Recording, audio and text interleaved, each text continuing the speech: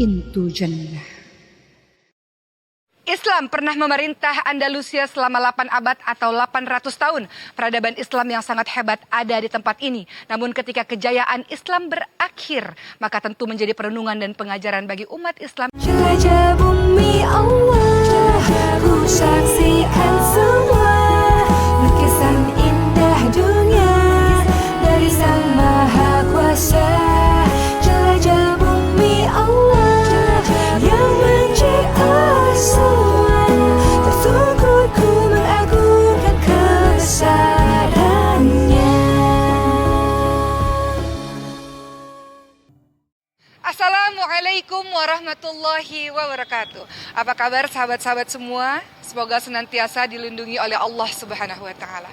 Spanyol adalah sebuah negara yang memiliki sejarah Islam yang sangat banyak di dalamnya. Ditandai dengan pernah berdirinya bangunan-bangunan Islam yang sangat megah. Islam pernah ada di bumi Spanyol ini sejak tahun 711 sampai 1492 Masehi yang dipimpin oleh orang-orang Mur al-Andalus. Sebelum kedatangan Islam, daerah Iberia merupakan kerajaan Hispania yang dipimpin oleh Kristen Visigoth. Kemudian pada tahun 711 Masehi, pasukan Umayyah datang ke Andalusia, ke Spanyol ini dan berhasil menaklukkan tempat ini di bawah pimpinan dari Jenderal Tariq bin Ziyad atas perintah dari Bani Umayyah yang pada saat itu berpusat di Damaskus. Sahabat sekalian, ketahuilah bahwa pada saat itu mereka menuju ke Gibraltar pada tarik 30 April dan terus menuju ke arah utara serta berhasil mengalahkan Raja Roderick sampai akhirnya mereka menguasai Al-Andalus yang sekarang kita kenal dengan nama Portugal, Spanyol dan juga Prancis bagian selatan. Andalusia, Spanyol berhasil diduduki oleh Islam pada masa Khalifah Al-Walid rahimahullah pada tahun 705 sampai 715 Masehi. Tapi sebelum mereka berhasil menguasai tempat ini, mereka terlebih dahulu berhasil menguasai Afrika Utara.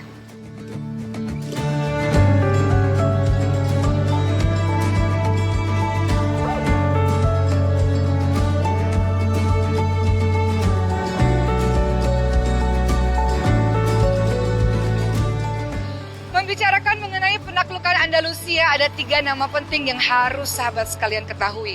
Tariq bin Ziyad, Musa bin Nusair.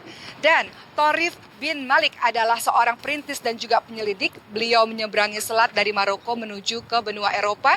Dan kemudian beliau membawa 500 pasukan yang diantaranya adalah tentara berkuda dengan menaiki 4 buah kapal. Kemudian beliau membawa kejayaan yang sangat luar biasa dan harta rampasan perang yang sangat banyak. Pada akhirnya Musa bin Nusair pun mengirimkan 7.000 pasukan ke bumi Andalusia di bawah pimpinan dari Tariq bin Ziyad. Tariq bin Ziyad mendapatkan pasukan barbar dari Musa bin Nusair dan juga pasukan Arab dari Khalifah Walid. Dan pada saat itu mereka semua berada di Gibraltar, pada akhirnya menuju ke kota-kota lainnya, berhasil menguasai Toledo, Cordoba dan juga Granada. Pada saat hendak menguasai Toledo, Tariq bin Ziyad meminta bantuan kembali dari Musa bin Nusair untuk mengirimkan 5.000 pasukan. Sehingga total pasukan yang dimiliki oleh Tariq bin Ziyad pada saat itu adalah 12.000. Namun jumlah ini tentu sangat sedikit dibandingkan dengan pasukan musuh, yaitu berjumlah 100.000 orang. Akhirnya Musa bin Nusair menyusul Tariq bin Ziyad di Toledo. Disinilah saya berada. Dimulai dari tempat ini, Islam mulai menyebar ke seluruh Andalusia. Tunjukkanlah aku jalan sebenar, agar dapat aku melangkah tenang. Sedarkanlah aku di kala lena, agar lalaiku kembali sedar. Bisikan padaku sehalus sebayu, gerakkan hatiku agar ku tahu, masihkah ada ruang untukku di tempatmu yang luas. Ku tahu aku banyak dosaku, masihkah ada lagi belas. Allahumma inni as'alukal jannah wa ma qarraba ilayya. Toledo adalah bandar yang unik dan juga artistik. Bandar ini dahulu pernah menjadi ibu kota dan pusat pemerintahan bagi kerajaan Gotik Spanyol. Namun pada saat Tariq bin Ziyad datang ke Toledo pada tahun 711-an, Islam menyebar di bumi Toledo.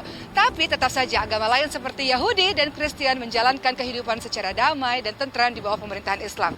Sekarang, beginilah keadaan Toledo. Bangunan-bangunannya didominasi dengan warna merah dan juga coklat, membuat tempat ini tetap terlihat sangat mengagumkan hingga hari ini.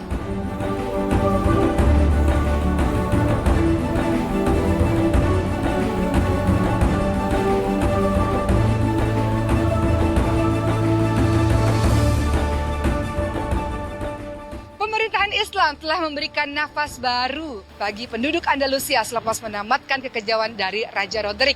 Sahabat semua, akhlak yang ditunjukkan oleh Tariq bin Ziyad dan pasukan Muslim saat itu betul-betul mempesona rakyat Andalusia, sehingga banyak dari mereka yang memeluk agama Allah Subhanahu wa taala. Agama-agama lain tetap seperti biasa menjalankan kehidupan agama mereka dengan baik. Secara umum, pemerintahan Islam menjadikan Andalusia menjadi sebuah peradaban yang sangat tinggi di masa itu.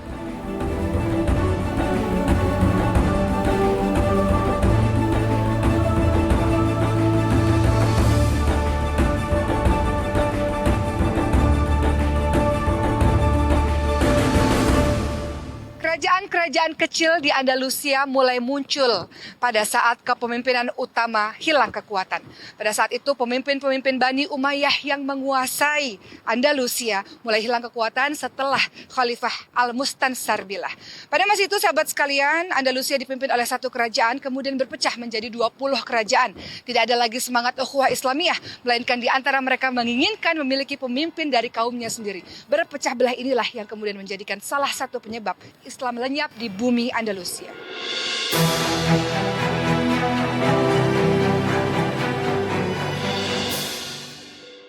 Di belakang saya adalah salah satu masjid tertua di Toledo dahulu.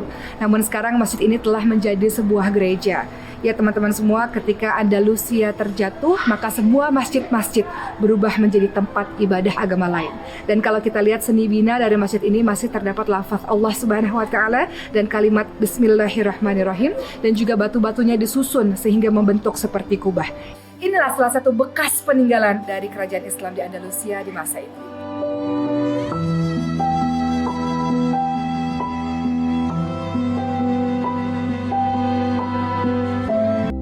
Sahabat semua, setelah dari Toledo, akhirnya saya sampai ke tempat ini. Pada saat matahari bersinar dengan sangat cerah, udara yang sangat sejuk menambah kebahagiaan saya karena saya sekarang berada di Cordoba. Cordoba dahulu adalah ibu kota bagi pemerintahan Bani Umayyah pada tahun 711 sampai 1039 Masehi.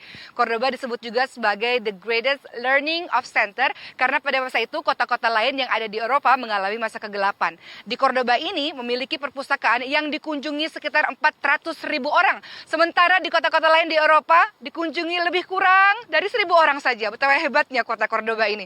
Dan sahabat semua, pada masa kejayaannya di abad 9 sampai 10 Masehi, Cordoba memiliki 200.000 perumahan, 600 masjid, 900 tempat mandi awam, 50 hospital, dan banyak sekali pasar-pasar yang dijadikan sebagai pusat perdagangan. Dan salah satu tempat yang paling menarik yang harus dikunjungi kalau sahabat semua menuju ke Cordoba adalah Masjid Cordoba. Tapi sebelum saya menuju ke sana, saya akan berkeliling untuk menikmati keindahan di tempat ini.